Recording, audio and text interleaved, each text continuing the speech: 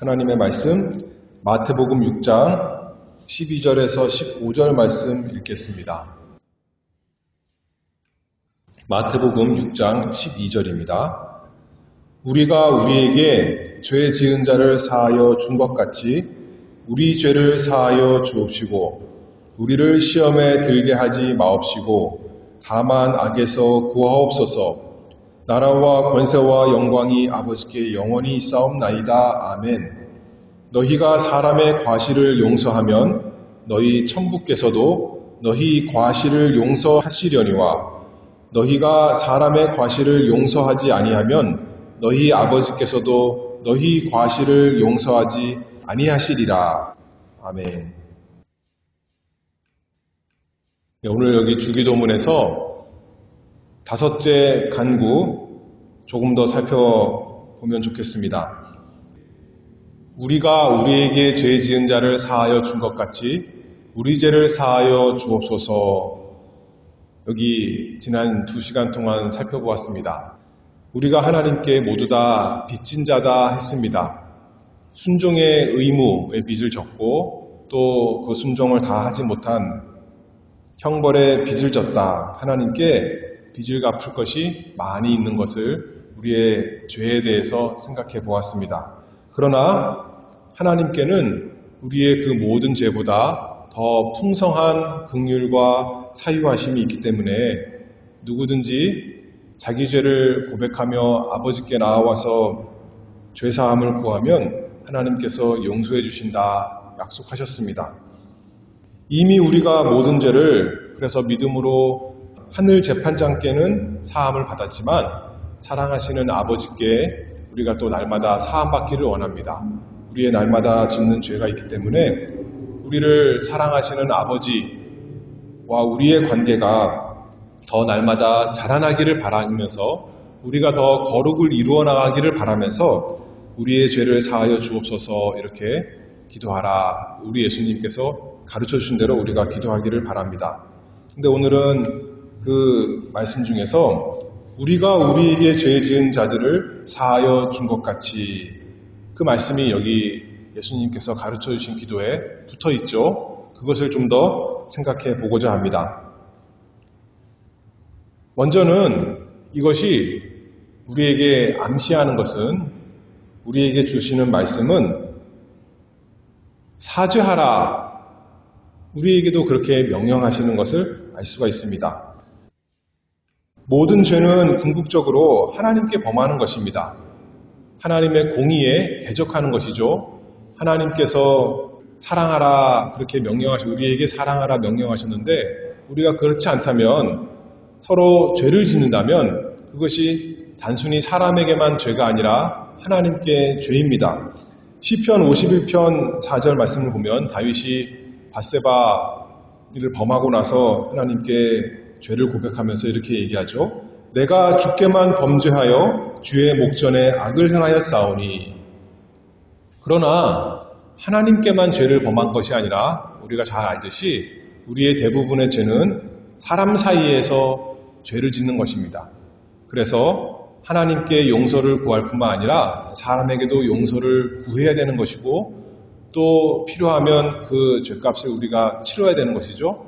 또 뿐만 아니라 반대로 다른 사람이 우리에게 죄를 졌을 때도 우리가 용서해줘야 되는 것이 또 필요합니다. 그래서 오늘 밑에 14절 읽었는데요. 거기서 잘 예수님께서 말씀해 주시죠.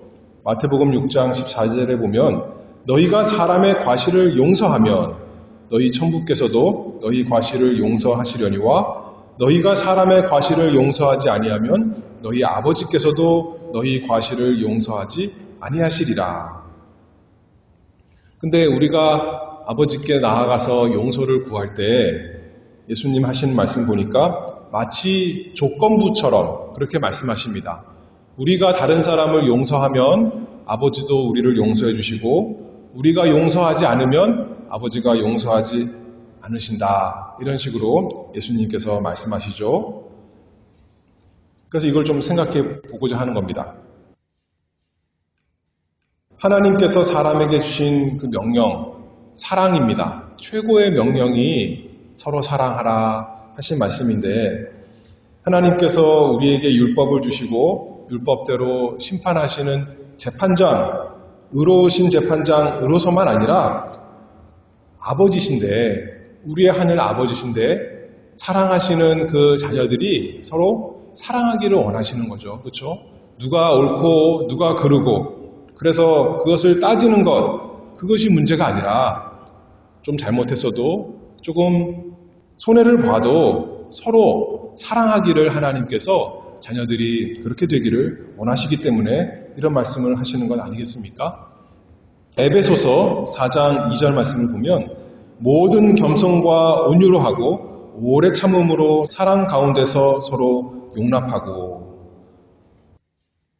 우리가 왜 다른 사람을 잘 용서하지 못합니까? 상대방이 우리에게 잘못했을 때 우리 마음에 화가 나고 또 그 사람이 우리에게 준 손해를 생각할 때 너무나 미워서 용서하기 힘든 경우가 많이 있습니다. 그리고 또 생각해보면 우리의 교만인데 저 사람이 잘못했고 나는 옳다, 나는 잘했다 이렇게 생각하면서 나에게는 잘못이 없는 것처럼 그렇게 생각하면서 우리가 용서하기 어렵습니다. 부드러운 마음이 있었으면 용서할 수 있고 또 오래 참는 마음이 있었다면 용서할 수 있을 텐데 성내고 화내면서 그만 우리의 마음이 악해지기 때문에 다른 사람 용서하기 너무 힘들어집니다. 근데 에베소서 아까 4장 읽었는데요. 또 31절 읽어보면 이렇게 말씀하십니다. 너희는 모든 악독과 노함과 분냄과 떠드는 것과 회방하는 것을 모든 악의와 함께 버리고 서로 인자하게 하며 불쌍히 여기며 서로 용서하기를 하나님이 그리스도 안에서 너희를 용서하심과 같이 하라. 물론 다른 사람이 우리에게 잘못했기 때문에 우리에게 분노가 생기는 것이죠. 그런데 아무리 다른 사람이 잘못했어도 결국 내 마음에 악한 것이 생기고 화가 생기고 참지 못하는 것이 생기고 그것은 결국은 또 내 잘못, 내 죄로 이어지는 것 아니겠습니까?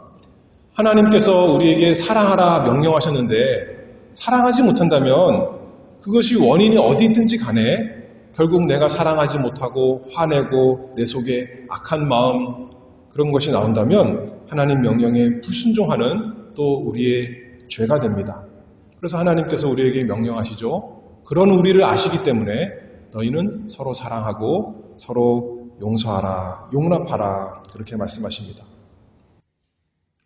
용서하라 그렇게 말씀하시니까 그러면 손해배상 요구하지 말아라 그것은 아니에요.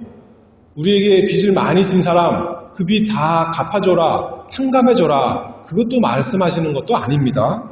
성경에 보면 사도 바울이 빌레몬에게 편지하면서 오네시모가 너에게 빚을 진 것이 있다면 내가 갚아줄게 이렇게 말씀하는 거예요. 네가 무조건 사랑해주고 그 빚 다 탕감해줘라 그런 것이 아닙니다.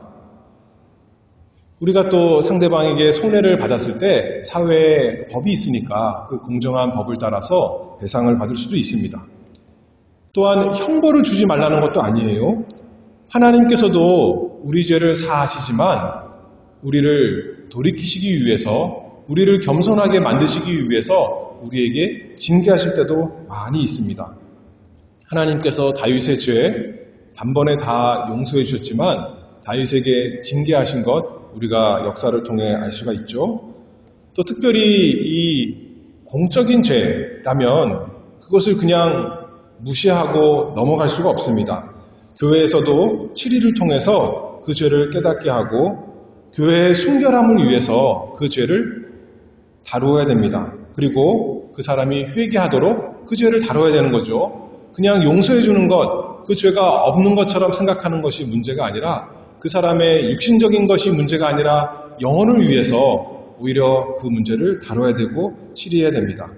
그러나 우리가 공적인 것만 아니라 개인적인 문제를 생각해 볼 때는 서로 개인적인 사사로운 관계에서는 얼마든지 용서하고 또 사랑하며 그 허물을 덮어주는 것이 그리스도인이 돼야 될 것입니다. 이번에도 마찬가지예요. 육신보다 영혼이 중요하기 때문에 우리 육신은 좀 손해보더라도 우리 전체의 그 영혼을 위해서 용서해 주는 것이 너무나 필요합니다. 어떤 사람은 또 그렇게 말하죠. 상대방이 용서를 구하지 않는데 어떻게 용서할 수 있는가? 그렇게 말해요. 맞습니다. 진정한 화해가 되려면 상대방이 잘못을 인정하고 또 우리에게 용서를 구해야 우리가 용서해주고 서로 화목할 수가 있는 것이죠. 그러나 시작은 아까도 말했잖아요. 다른 사람의 잘못으로 인해서 내 마음이 어두워지고 악해지는 것, 거기에서부터 우리가 용서함으로써 내 마음속의 미움과 악한 마음을 버리는 것, 그것을 하라는 거죠. 하나님께서 우리에게. 죄를 다시 기억하지 않는다는 것은 그 죄로 인해서 다시 내 마음이 너무나 괴로워하지 않는 그것을 말씀하는 겁니다. 용서하라. 그러니까 상대방이 망하기를 바라는 것이 아니라 상대방이 잘 되기를 바라는 마음, 그것을 가지라 하는 말씀이죠. 죄를 깨닫고 돌아오기를 바라는 것입니다. 단순히 그가 나와 상관없이 그냥 내가 그 사람 보복 안 하는 것만이 아니라 그 사람이 잘 되기를 바라는 마음, 더 나아가서 내가 그를 위해서 또 얼마든지 선을 베푸고 수고하고자 하는 마음. 요셉이 형들이 요셉을 참 많이 괴롭히고 요셉을 거의 죽도록 만들었는데 어떻게 했습니까?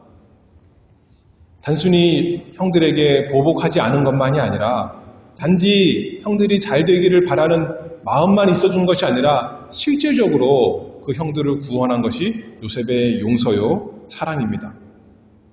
그래서 야곱이 죽으니까, 아버지가 죽으니까 이제 형들이 두려워하면서 요셉에게 찾아왔을 때 요셉이 그렇게 말하죠. 두려워 마소서. 내가 당신들과 당신들의 자녀들을 기르리이다. 간곡한 말로 오히려 두려워하는 형들을 위로했다. 성경에서 그렇게 말하고 있습니다. 요셉에게는 하나님의 은혜가 있어서 그 형들, 자기를 죽이려고 했던 그 형들을 사랑하고 사랑의 의무를 다 행할 수 있는 참된 용서를 하는 사람이 되었습니다. 아까 에베소서 4장 32절에 하나님이 그리스도 안에서 너희를 용서하심과 같이 하라 이렇게 말했어요. 하나님처럼 우리도 용서하라 그렇게 말씀하는 겁니다.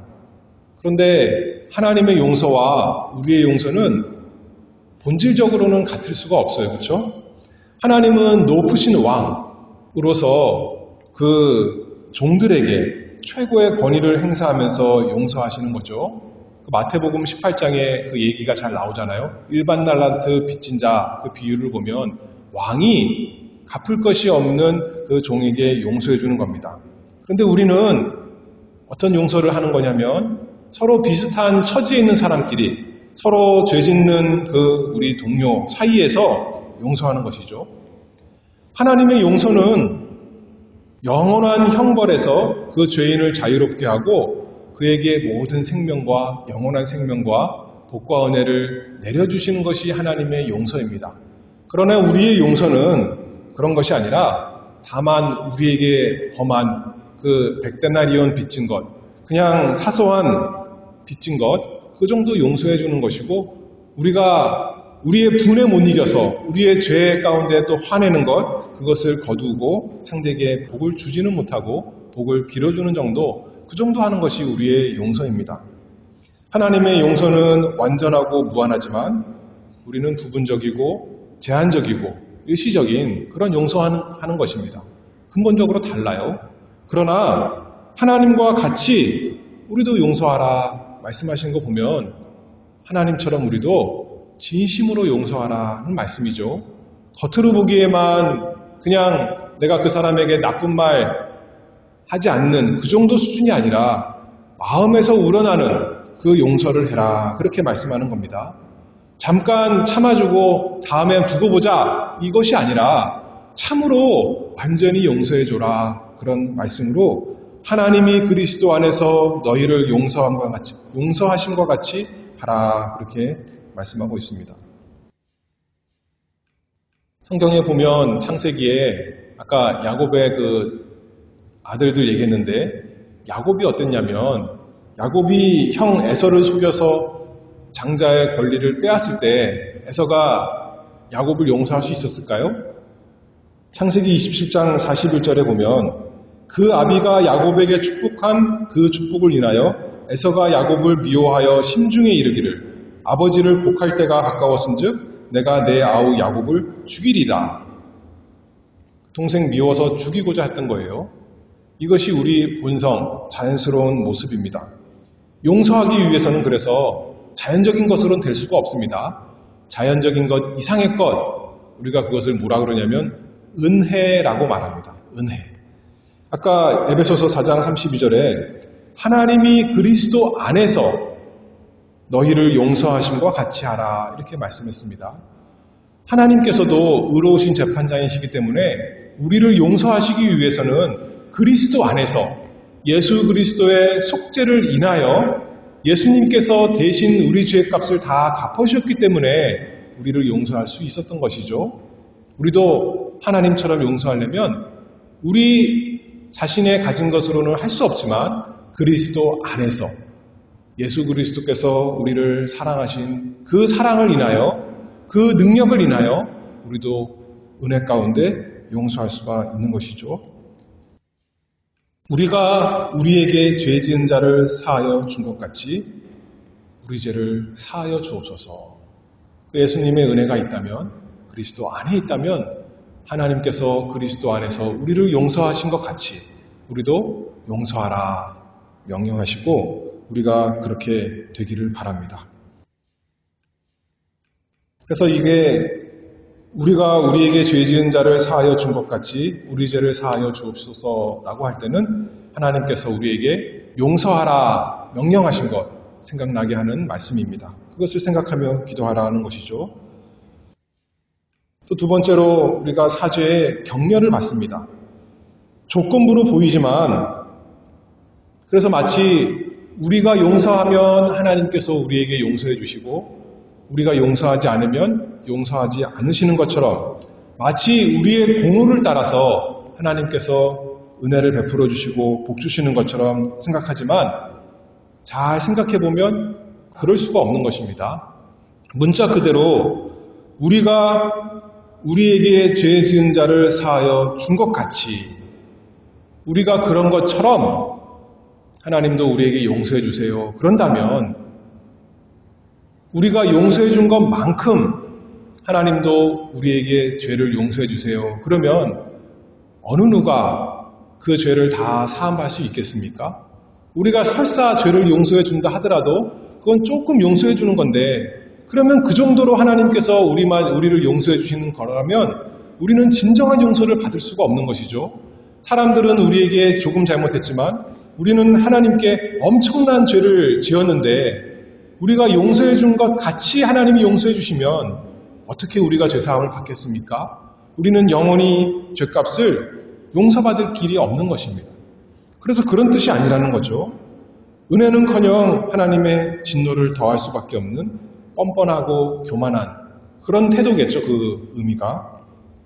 그러나 하나님께서 우리가 우리에게 죄 지은 자를 사하여 준 것 같이 우리 죄를 사하여 주옵소서라고 기도하라 명령하실 때는 우리에게 격려해 주는 말씀이라는 거예요. 우리를 좌절시키는 말씀이 아니라.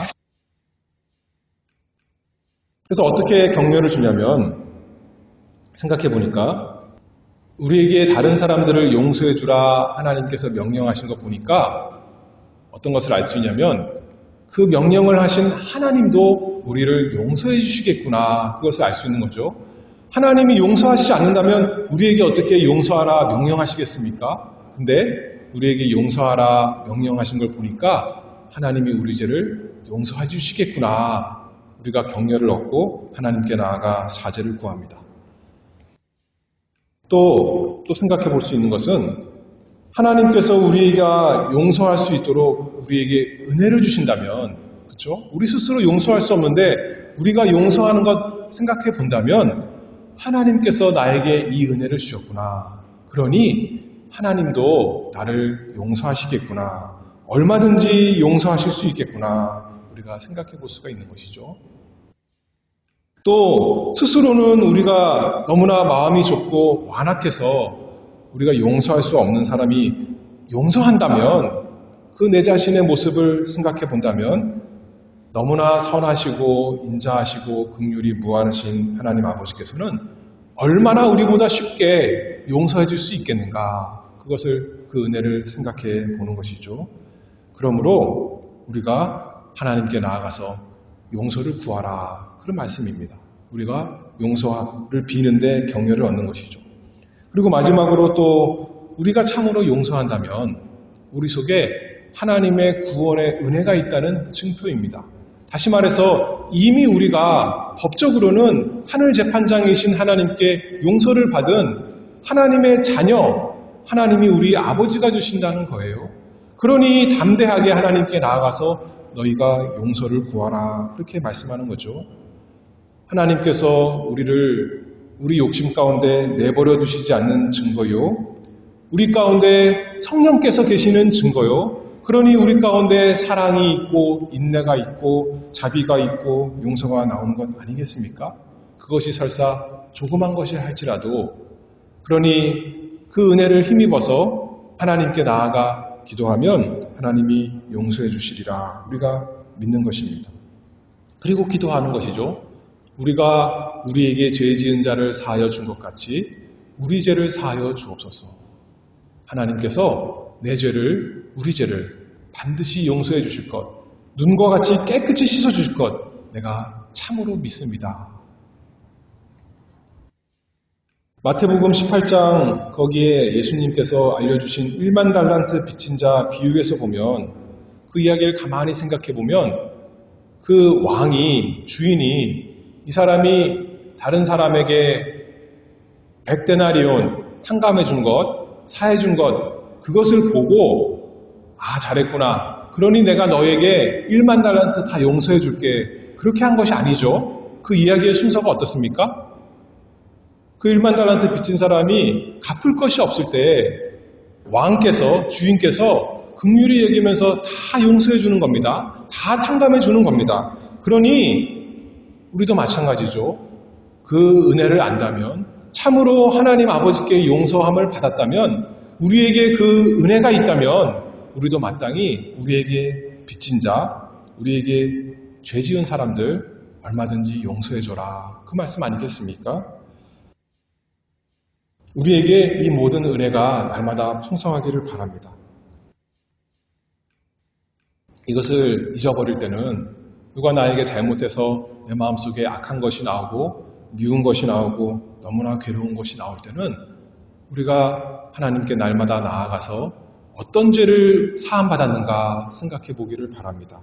예수 그리스도께서 나를 위해서 그 죄값을 해결하기 위해서 어떤 저주를 받으셨는가, 우리 구주 예수 그리스도의 보혈의 사랑을 생각하고 묵상하고 곰곰이 그것을 되새기며 찬송하는 그 자리에 나아가기를 바랍니다. 그리고 하나님께 은혜를 구해야겠죠.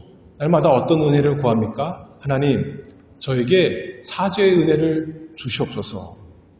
하나님의 그 사죄의 은혜를 깨닫는 은혜를 주시고, 또 저도 다른 사람을 용서할 수 있는 은혜를 하나님 아버지 주시옵소서. 저에게 참으로 구원받은 증거가 날마다 넘치게 해주시옵소서. 구원이 없으면, 은혜가 없으면 나는 자연적으로는 용서할 수 없고 저주할 수밖에 없지만, 하나님의 구원의 증거가 내 영혼에 있어서 나도 하나님께서 그리스도 안에서 우리를 용서하신 것처럼 나도 다른 사람 얼마든지 사랑할 수 있게 해주시옵소서. 우리가 우리에게 죄 지은 자를 사하여 준 것 같이 우리 죄를 사하여 주옵소서. 하나님께서 우리에게 은혜를 주셨다면 이렇게 담대하게 기도할 수 있다는 거죠. 우리의 죄를 사하여 주옵소서. 사죄의 명령 생각해봤고, 사죄의 격려 생각해봤다면, 세 번째로는 사죄의 대상, 누구를 위하여 우리가 이 기도를 하는가. 물론 모든 것이 다 하나님의 영광을 위해서 하는 것입니다. 그리고 또 언제나 그렇지만 우리를 위해서, 이 기도가 내 죄를 사하여 주옵소서 이것이 아니라 우리의 죄를 사하여 주옵소서 이렇게 기도하라 명령하셨지 않습니까? 우리 모두를 위해서 기도합니다. 단순히 내 마음의 평강만을 위해서가 아니라 우리 모두의 평강을 위해서, 화목을 위해서 우리 안에 예수 그리스도의 구원받은 증거가 있도록 기도하라. 그렇게 명령하시는 거죠. 우리는 서로 죄를 짓지만 주님은 죄 없으신 우리 구주께서 십자가에서 이렇게 기도하셨지 않습니까? 아버지여, 저희를 사하여 주옵소서. 근데 우리는 어떻게 기도하는 거예요? 단순히 저희를 사하여 주옵소서. 나에게 죄 짓는 저 사람들 불쌍히 여겨주시고 저 사람들에게 은혜 주셔서 저들을 용서해 주세요. 그렇게만이 아니라 예수님께서 우리에게 알려주신 기도는 우리의 죄를 사하여 주옵소서. 이렇게 기도하는 겁니다. 욥이 자기의 죄를 위해서만 하나님께 제사를 드린 것이 아니라 누구의 죄를 위해서 하나님께 제사를 드렸어요? 자기가? 자기 자녀들을 위해서 제사를 드리는 겁니다. 왜요? 그 자녀들을 너무나 사랑하기 때문에 그들의 죄를 지은 것을 인해서 물론 자기한테 죄를 지은 것은 아니겠지만 하나님께 죄 지은 것이겠지만 욥이 스스로 그 자녀들의 수대로 제사를 드렸다. 그렇게 말하고 있는 거 아니겠어요? 우리도 그렇게 기도하는 겁니다. 내 죄를 위해서만 기도하는 것이 아니라 우리 죄를 위해서, 우리의 사랑하는 우리 교인들의 죄를 위해서, 또 우리의 사랑하는 우리의 자녀들의 죄를 위해서. 욥은 자녀들이 죄 지은 것을 위해서 기도한 것이 아니라 죄 지었을까봐 또 제사를 드렸다는 거예요. 우리도 날마다 그런 거 아니겠습니까? 우리의 가장 큰 문제는 우리와 복되신 하나님의 사이에 거리를 멀게 하는 문제는 돈이 없는 것도 문제가 아니요, 건강이 없는 것도 문제가 아니요, 우리의 죄 때문인데 우리의 죄를 사하여 주옵소서. 우리가 이렇게 날마다 우리 사랑하는 자들을 위해서 기도하기를 바랍니다. 그리고 또 하나 더 마지막으로 생각해 볼 때 누구를 위해 기도하는가? 우리의 죄를 위해 기도하는데 다니엘이 구약의 의인 중에 하나입니다. 다니엘의 죄를 성경에서 기록한 것이 하나도 없는 것이에요. 구약의 유명한 의인 중에 하나입니다. 그런데 기도할 때 뭐라고 기도했냐면 다니엘 9장 6절에 보면 다니엘이 생각할 때 뭐라고 생각하겠어요? 나는 하나님께 죄 지은 것이 없는데 내가 행한 것을 생각하면 나는 바벨론에 포로 잡혀올 것이 없는 겁니다. 그런데 조상들이 잘못해서, 다른 이스라엘 백성이 잘못해서 우리나라가 이렇게 망하게 되었고 내가 이렇게 바벨론에 포로 잡혀왔는데 기도할 때 저들의 죄를 사하여 주옵소서 이렇게 기도한 것이 아니라 말 그대로 우리 죄를 사하여 주옵소서. 그 죄가 또한 자기의 죄인 것처럼 생각하며 기도합니다. 다니엘 9장 6절에 보면 주여 내가 구하옵나니 주는 주의 공의를 좇으사 주의 분노를 주의 성 예루살렘 주의 거룩한 산에서 떠나게 하옵소서. 이는 우리의 죄와 우리의 열조의 죄악을 인하여 예루살렘과 주의 백성이 사면에 있는 자에게 수욕을 받음이니이다. 우리의 열조의 죄, 물론 말하지만 우리의 죄, 자신도 그 죄 가운데 포함시키는 것 아니겠습니까? 우리에게 죄악이 있는 것을 인하여 애통히 여기며 하나님 아버지 불쌍히 여겨 주시옵소서. 이렇게 날마다 우리가 겸손히 기도하기를 바랍니다. 그러면 하나님께서 우리의 죄를 사하여 주시고 우리에게 다시 아버지께서 사랑하시는 얼굴을 비춰주시고 모든 필요한 은혜를 베풀어 주시리라 믿습니다.